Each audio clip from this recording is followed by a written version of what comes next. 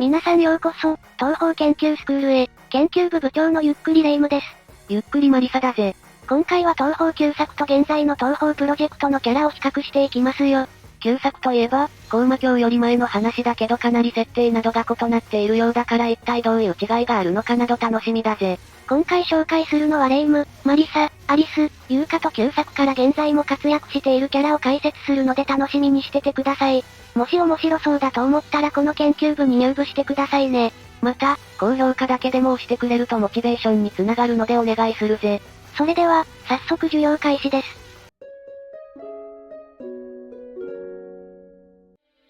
さて、まずはじめに紹介するのは白霊レ夢ムです。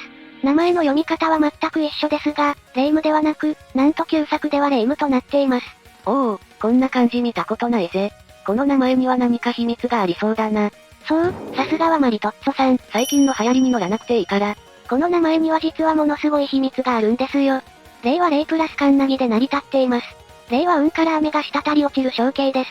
口の象形と、神を祀る区切りの中で人が両手で細具を捧げる象形から、祈りの言葉を並べて雨乞いする巫女を意味し、そこから、神の心、巫女を意味する霊という漢字が成り立ちました。つまり霊は霊の略字です。なるほど、本来の霊の漢字は旧作に使われている霊だったのか。まさか霊夢の霊には巫女の意味があったとは全然知らなかったぜ。これはめちゃくちゃ面白いな。またやはり現在との違う特徴といえば髪が紫色ですね。まだ彼女は若かったので許してあげてください。いや反抗期やから染めたんとちゃうんねん。YouTube で見ていたんですけど、PC98 の背景が黒だったことからでしょうか。霊殿のドット絵のみ髪色が黒になっていました。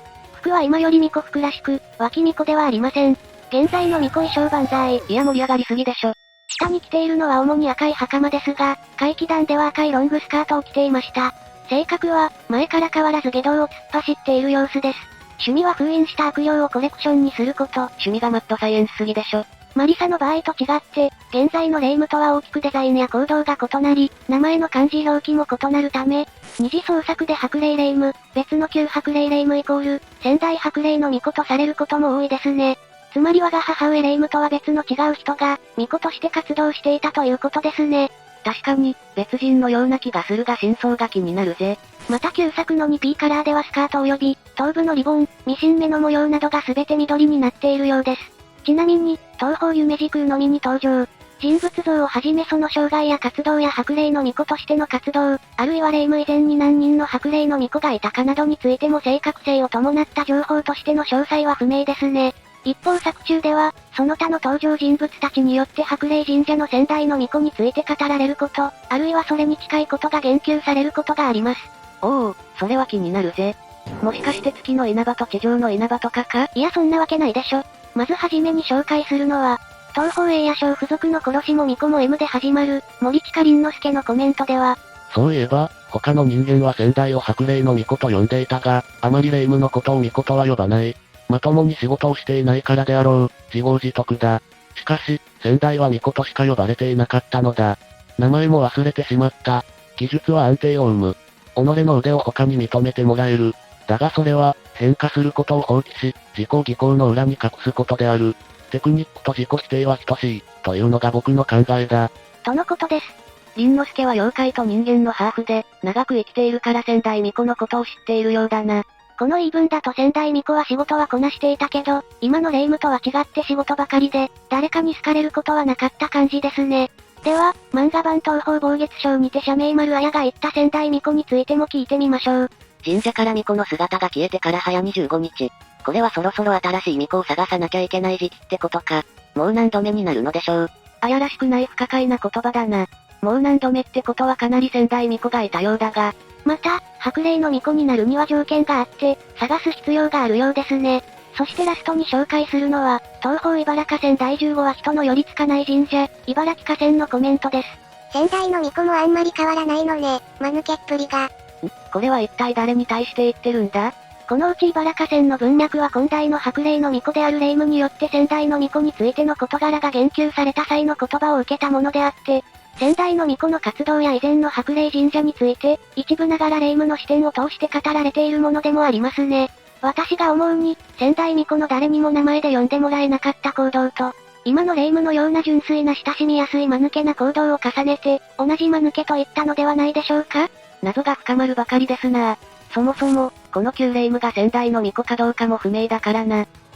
その通りですね。また仙台の巫女はなぜかナイスボディで書かれることが多いです。今年も相変わらずの下ネタ発言。さて、次に紹介するのは旧作マリサです。初登場である風魔録では赤い髪をしていて、その場合公式の5時からマリサと区別されていますね。夢時空、幻想郷では紫色の服を着ていますが、怪奇団では黒くなっていて、幻想郷のカットインでも黒いようです。ほう、全部が紫だったわけではないんだな。夢時空では月飾りをつけていますが、幻想郷からはつけていないようです。そういえばお母さんが、ミスティの屋台のところに置き忘れてたって言っていたな。いやミスティも旧作からいたの？旧作の霊夢と違い、旧作のマリサは最初1回のボスとして登場し、後に次期常連に大出世していったようです。ミマをミマ様と慕う、天下無敵の魔法使いで大の修行マニア。ちなみにミマというのは、白霊霊夢と並んで、サイコさんのキャラクターの一人で、また霧雨マリサが継承をつけて呼ぶ唯一の人物で、ファンからもミマ様で親しまれているぜ。そしてマリサは、普段何をしているのかは不明なようです。それであんたのお母さんは何してたか知ってる？確か丸いカプセルの中に入って重力100倍の中でトレーニングしていたって聞いたことあるぜ。それベジータの修行ですよね。冗談をさておき努力家なのは今と一緒のようですね。非常に頭が良く、強い力に執着していますが、世の中をひねった見方をしたりはしてないようです。霊夢より見た目が子供っぽいのですが、年は今と一緒で同じくらいで二人とも、ちょっとどこかがずれているらしいです。というのは普段何をしているかは不明で、霊夢とは異なった行動原理を持っているようです。旧マリサは霊夢より見た目が子供っぽいですが、年は同じくらいとのこと。というより霊夢が大人すぎましたかね？おいおい、うちのマリサの方がアダルティだからね。いやあんたはちゃんと突っ込まないとでしょ。冗談はさておき、時期としてはミマ様よりも速度が遅いけど火力は同じようです。でもミマ様は、攻撃範囲狭く低地点集中なショットだからやっぱりミマ様の方が火力が高くなるようです。また東方怪奇団で魔界に行った理由は、ただの観光のようです。なんと旧作では基本的に女言葉です。ただ、幻想郷エンドではダ絶頂を使ったりもしていますね。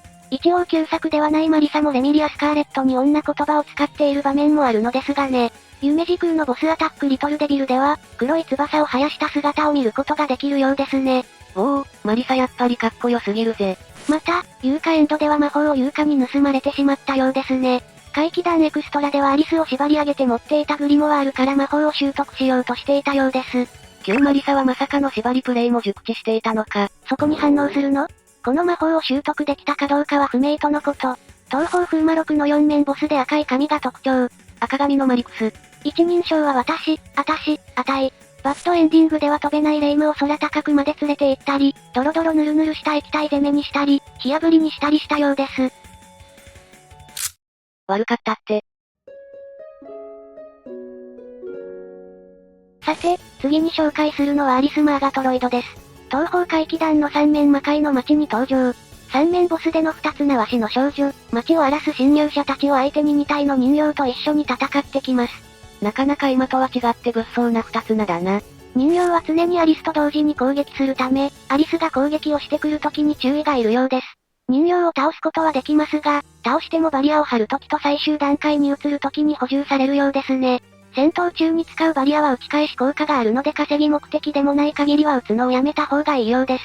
ちなみに、バリアを張るごとに通常時の弾幕は変化していくようですね。正直時期の説明しても誰もできないと思うけどね。なんと旧作のお値段180万円です。それはさておき、ウィン版のアリスに比べて幼く見えるのでロリプラスアリスでロリスとよく言われます。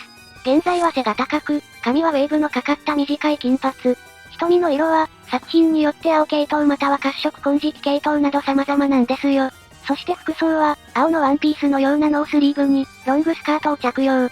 その肩にはケープのようなものを羽織っていて、頭にはヘアバンドのように赤いリボンが巻かれていますね。アリスも基本の色は一緒だけどデザインは結構異なっているのか。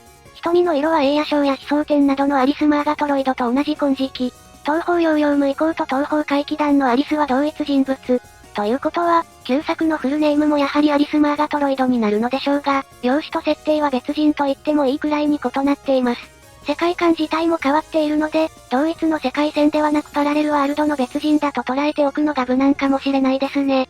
こちらのアリスは現在のアリスと同じで好戦的なのです。現在もたまたま会っただけなのに挨拶代わりに弾幕撃ってくるもんな。エクストラステージボスとしての二つ名は魔法の国のアリス、赤青紫黄緑の5色の魔法を使って戦います。ああ、だから今の二つ名も七色の人形使いだったのか。マーブルが好きだから七色にしてたと思ったぜ。いやマーブル幻想郷入りしてたの？それでアリスと主人公たちはどんな関係なんだ？アリスと主人公の関係は、平たく言うと数いる妖怪のうちの一人と唯一の巫女と魔法使いです。そのままですけどね。しかし一つ異なるのが、アリスとレイムたちと3戦目ということだけです。基本的にはただのちょっかいだったりしますよ。ちなみに、怪奇団と高魔教のレイムの年齢が同じなため、怪奇団からヨーヨームまでは2年以内だと思われますね。アリス・マーガトロイドは車中の魔法を習得していない可能性があるため、2年間で大きく成長していても特に矛盾はないでしょう。それにしても2年でなかなかいい感じに成長してくれましたね。あなたの成長の意味は違うよね。さて、ラストに紹介するのは旧作風見優香です。現実世界と無限世界の境界にある館、無限観の主。神社の周りに住む、数いる妖怪の中では最強クラスの妖怪。いつも何を考えてるのかわからない性格がカリスマのかけらもない妖怪にしていますが、実際はかなり頭も切れるようです。現実世界と無限世界の境界に存在する館、無限観の主人なのですよ。この館はくるみが湖の門番、エリーが観の門番をしています。へえ、館の主で部下もいたのか。寝ぼけてたり冗談を言ったりするお茶目な性格で、基本的にボケ担当のようです。マリサによると一言で言えば変な奴とのことで、今と同じようにどこかつかめない性格をしていますね。異変を起こした理由についてはマリサが怪しい理由をいろいろ考えていましたが、実はただ暇だっただけとのこと。花を操る能力はこの頃からあるのか、レイムのバッドエンドの一つでは巨大な花によって神社が崩壊しています。言うかよ。可愛いやつだな。正直ビビって何も言えなかったでしょ。旧作のバッドエンドの絵は可愛いけど、なかなか規模がでかいですね。旧作では幻想郷5面でのパジャマ姿のほか、幻想郷6面では貝塚のような服装でモンペを着用。怪奇団では幻想郷6面とほぼ同じで、シャツが半袖になっているんですよ。ショートボブとも言われていますが、原作者であるズン氏によるイラストでは長めに描かれています。旧作の幻想郷では片目が隠れるほど前髪があり、後ろも長くボリュームのあるロングヘア。怪奇団では短めになっていますが、肩より下まで届く長さはありカットインでは背中まで伸びているほか、少しモコモコとウェーブがついていますね。なぜかネクタイと襟に赤い何かが付着しているので、気になる方は見てみてください。ケチャップに違いない。現在は白のカッターシャツとチェックが入った赤のロングスカートを着用し、その上から同じくチェックへのベストを羽織っています。ちなみにスカートの裾部分は貝塚、愚問式だと単なるフリルではなくレースに近い形で描かれています。またスカートには花の形をしたワッペンをつけていますね。かわいい。第5弾東方怪奇団では時期として登場。暇だった優香は面白そう。魔界って行ってみたかったんだというよくわからない理由で、特に目的もないまま魔界に遊びに行き、暴れ回ったとのこと。おとなしそうで、相変わらずの化け物じみた強さだな。余談なんですが優香は、もしかしたらこのパラレルワールドに干渉しているのかもしれません。ほう、それはどういうことなんだ？現在の目撃情報であまり人とは関わらない優香が、白霊神社には訪れるようで、白霊霊夢のところには行っているようです。また現実世界と無限世界の境界の主ということならば、他の世界線に干渉できてもおかしくはないでしょう。もしかしたら、優香だけは旧作のまんま登場しているのかもしれませんね。さて、今回はここまでにします。視聴者さんの好きな旧作キャラがいたら教えてくれよな。それではここまでご視聴ありがとうございました。ご視聴ありがとうございました。グッドボタンとチャンネル登録よろしくお願いします。